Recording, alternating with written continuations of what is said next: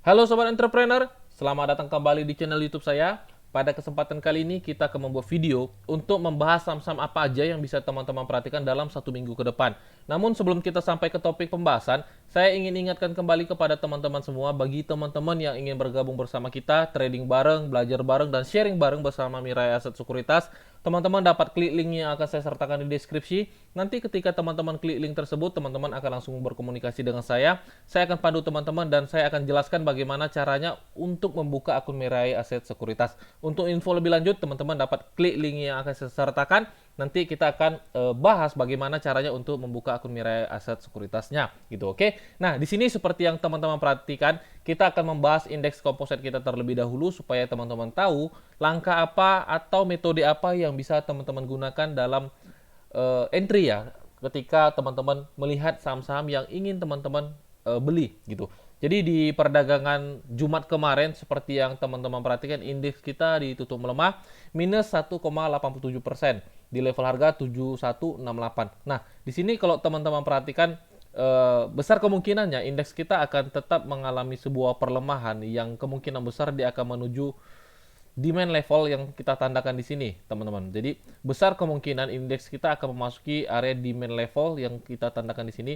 Nah, kita coba konstruksikan time frame-nya, kita pecah ke time frame H4 yang dimana kita akan melihat lebih detail apakah yang terjadi di area ini. Jadi, seperti yang teman-teman perhatikan, ada sebuah demand yang kita tandakan yang dimana besar kemungkinan indeks kita akan coba masuk dulu ke area ini, menjemput orderannya, baru kemungkinan akan trending kembali gitu. Jadi ketika teman-teman ingin entry, perhatikan dulu indeks kita, kemungkinan besar Senin nanti indeks kita akan mengalami perlemahan. Namun seperti forecast kita mempunyai asumsi bahwasanya indeks kita akan memasuki level 7000 sampai 7086 atau kita katakan 7100. Jadi perhatikan aja, ketika indeks kita memasuki area itu baru kita pertimbangkan saham-saham apa aja yang bisa teman-teman perhatikan gitu. Oke. Jadi sebenarnya overall indeks kita masih cukup bagus, bukan cukup bagus saja, bahkan sebenarnya sangat bagus. Memang secara area yang kurang baik karena seperti yang teman-teman perhatikan, indeks kita juga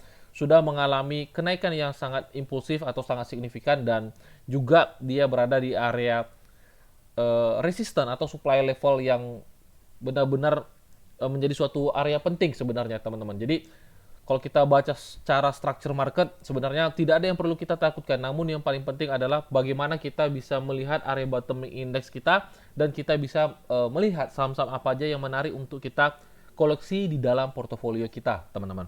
Nah, di sini saya sudah rekap saham-saham apa aja yang kita bahas di video kali ini, dan kita akan langsung saja. Saham pertama yang akan kita referensikan ada saham MTech. Kenapa kita coba referensikan saham MTech? Karena ada sesuatu yang menarik terjadi di hari Jumat kemarin, teman-teman. Jadi sebenarnya kalau kita lihat secara majority trend dari sini, dia mengalami tekanan bearish yang sangat impulsif. Namun di sini ada sebuah kesempatan dia akan mencoba reverse, teman-teman. Dia ada potensi dia reverse, namun di sini mengalami sebuah koreksi seperti yang teman-teman perhatikan.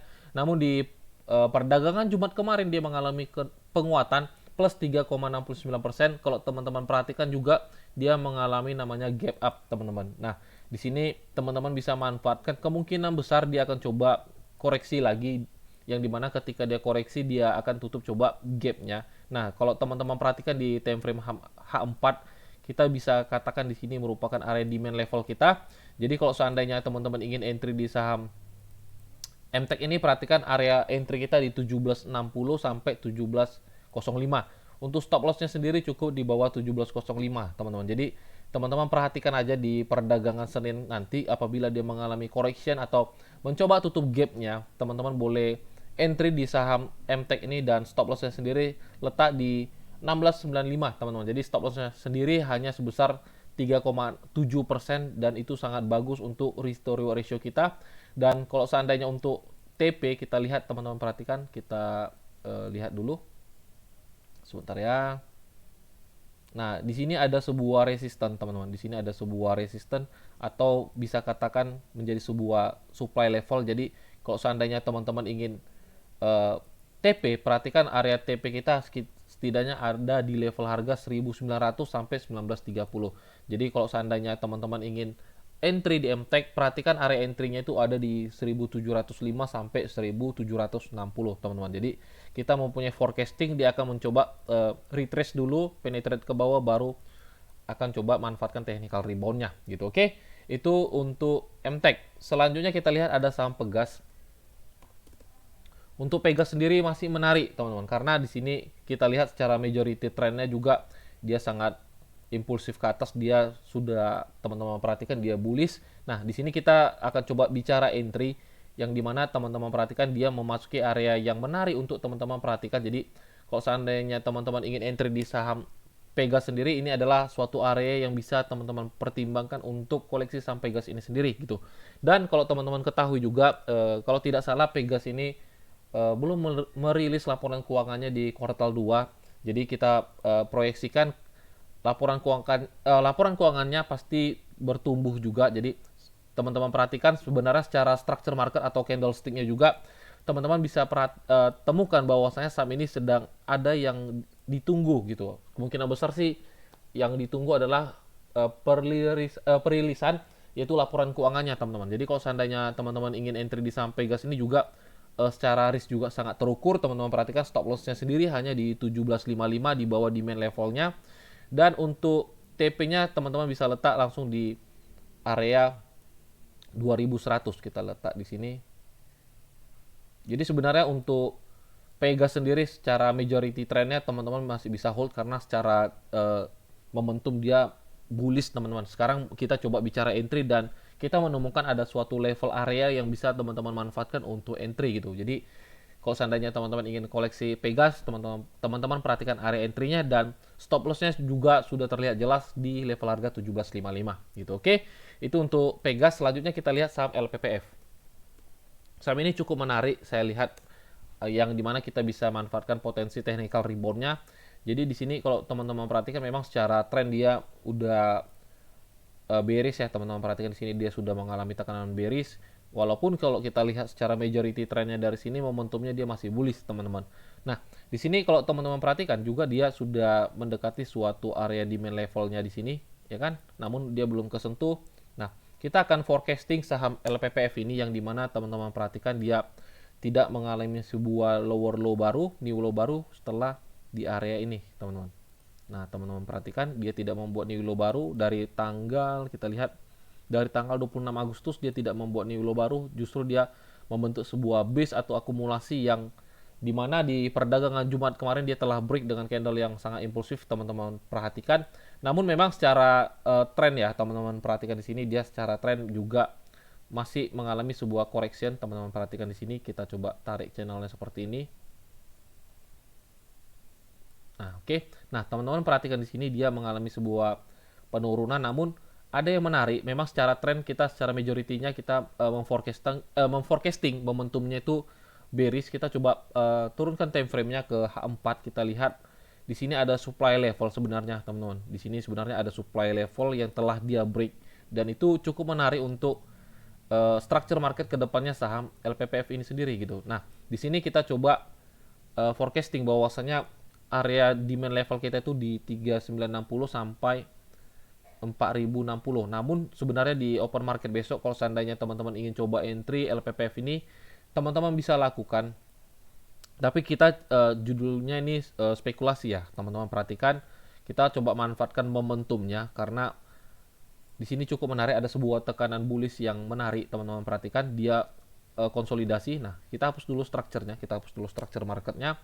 Nah, di sini teman-teman perhatikan dia mengkonsolidasi dan dia break ke atas dengan candle yang impulsif.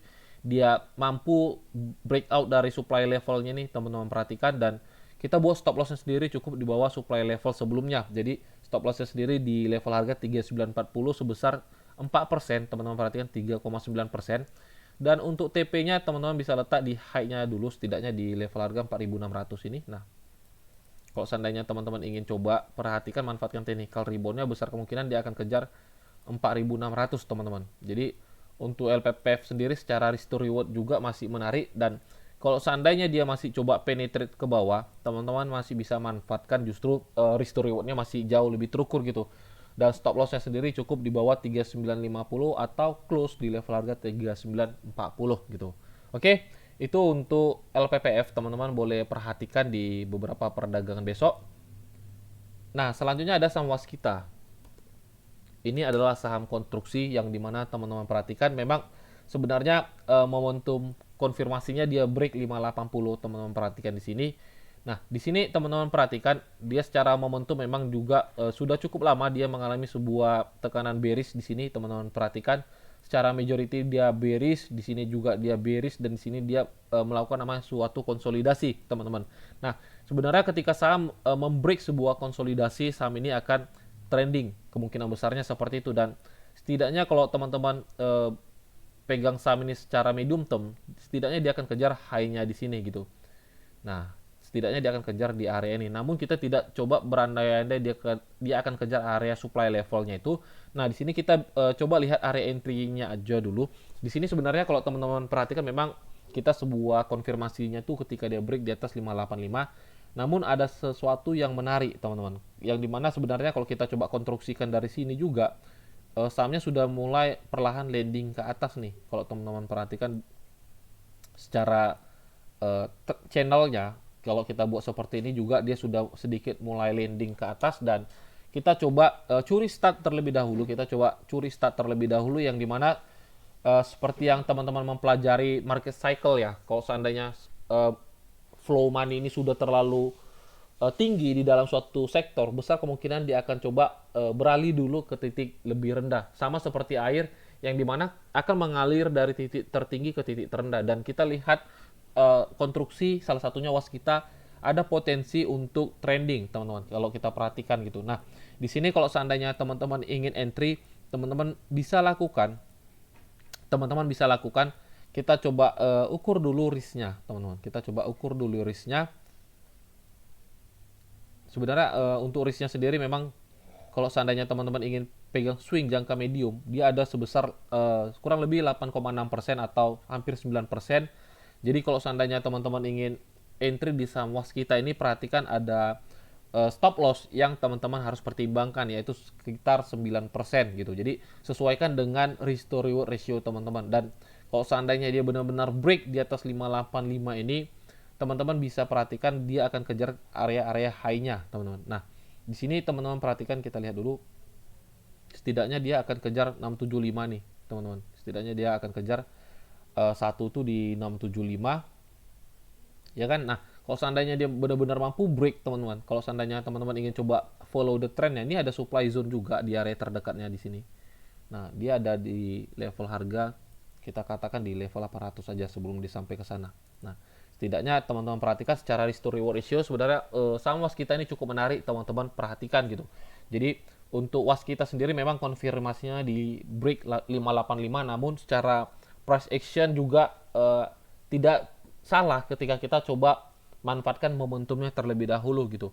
Jadi kalau seandainya teman-teman ingin swingkan saham Waskita ini, teman-teman perhatikan memang stop loss-nya ada sekitar 8% atau 9% lah kita katakan. Dan juga risk yang teman-teman perhatikan tuh harus sesuaikan dengan dana yang harus teman-teman siapkan untuk rela cut loss gitu. Nah, untuk TP teman-teman perhatikan ada di TP1 tuh di 675 dan TP2 ada di level harga 800 gitu. Secara price action masih menarik untuk teman-teman perhatikan di saham Waskita ini sendiri. Sebenarnya sih nggak Waskita juga, di PTPP, Wika dan juga Adi masih menarik untuk teman-teman perhatikan. Namun saya pribadi coba memilih saham Waskita karena juga konsolidasinya juga sudah cukup lama. Dan kalau kita lihat besar kemungkinan dia akan break 585. Ketika dia break 585, saya yakin dan percaya dia akan kejar 675, level 675 ini, teman-teman. Jadi cukup menarik untuk teman-teman pertimbangkan untuk teman-teman koleksi di dalam portofolio teman-teman gitu.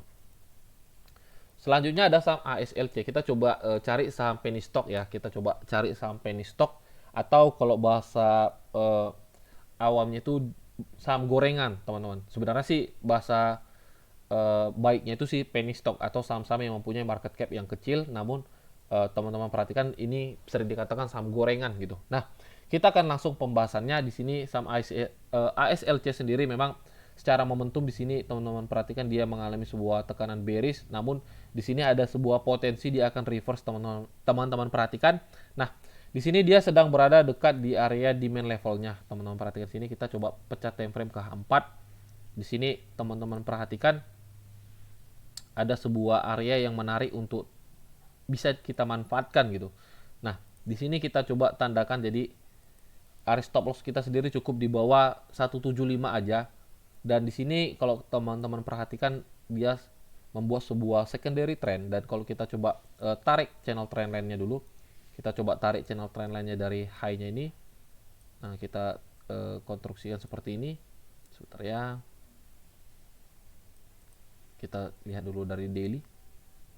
Nah, teman-teman perhatikan dia ada sebuah tekanan bearish di sini, dan dia berada di area demand level gitu. Jadi, kalau seandainya teman-teman ingin coba manfaatkan entry di saham penny stock ini, ASLC cukup menarik, teman-teman perhatikan nih. Karena kita lihat stop loss-nya sendiri kita genapkan aja di 5% di 171, dan TP1 teman-teman setidaknya bisa letak di high-nya langsung di 224, atau biasanya orang suka di pembulatan di 220 dah.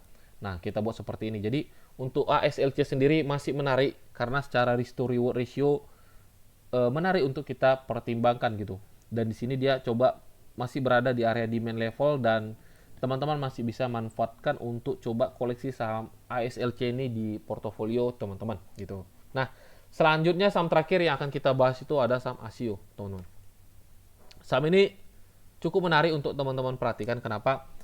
Sebenarnya jujur saya sudah entry di harga 332 di perdagangan Jumat kemarin, dan di sini teman-teman perhatikan sahamnya sangat impulsif ke atas. Di sini kalau teman-teman perhatikan dia membreak sebuah high sebenarnya di sini. Nah, kalau kita tandakan seperti ini, dia membreak sebuah konsolidasi, namun sebenarnya ada sebuah high yang dia telah break di sini, teman-teman. Nah, dia break sebuah high yang dimana juga high-nya itu di break dengan sebuah demand zone atau base-nya ini. Nah, kita buat seperti ini.